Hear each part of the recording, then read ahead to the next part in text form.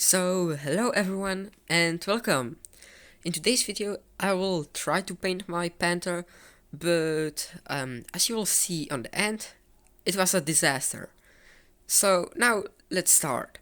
I start with a metal primer, and it really needs to be for metal and plastic if you have a lot of metal parts on your model.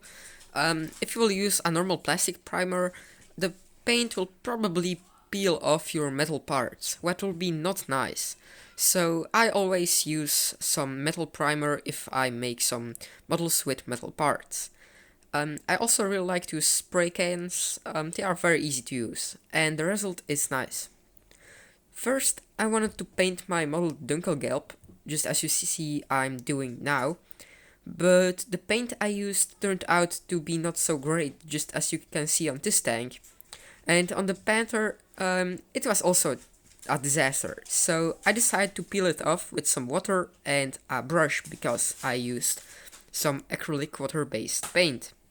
So after I stripped off the paint of my jagdpanther, I can go further with the next step, or actually the first painting step, and that will be just painting the base layer, which will be on this tank medium olive.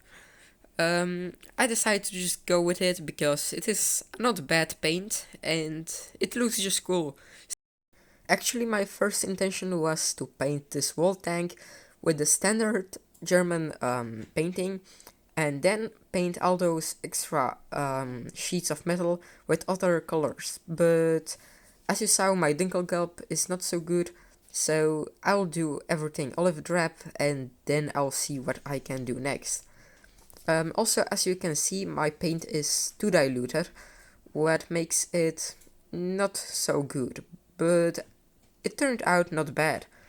There are a few more places that need to be painted a second time, so I put a bit more paint in my airbrush and I did everything a second time.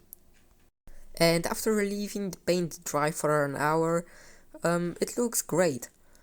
I think there is not too much left to do with the base painting.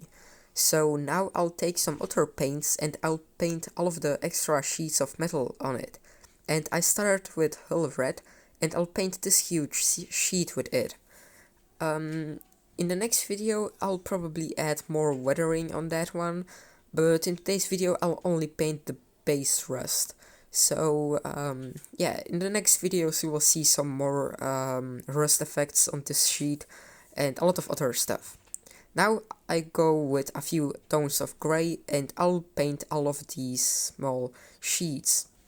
I just added them because they looked cool, and I don't know wherefore they are actually. Maybe there could be soldiers that had a few holes in the tank that welded those sheets on. I don't know, I just added them there because it looked cool, and I still do not have anything to say why I added them, only it looks cool, so I paint a few of them with other colors just so it will look like they were taken from other tanks or maybe from some other stuff and not really from the same metal sheet. So I go further and I'll do that on all of the other metal sheets. Just try to experiment with a few colors and try to do something that looks great.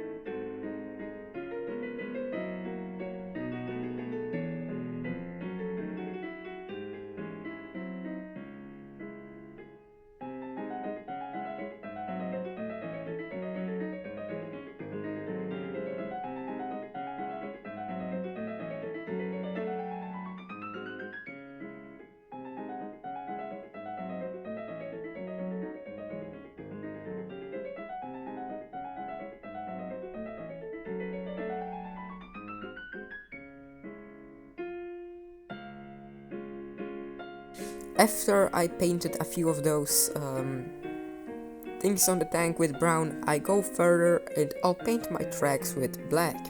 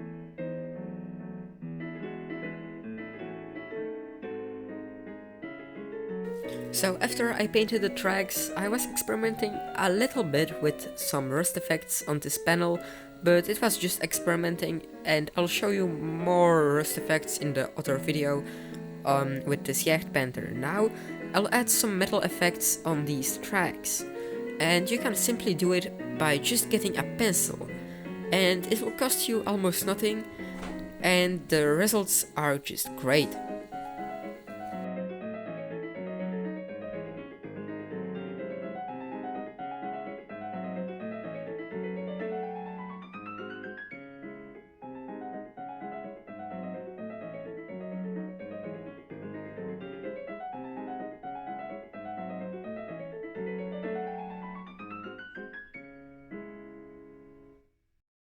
So that will be everything for today's video, and this is the jagdpanther. It is pretty small.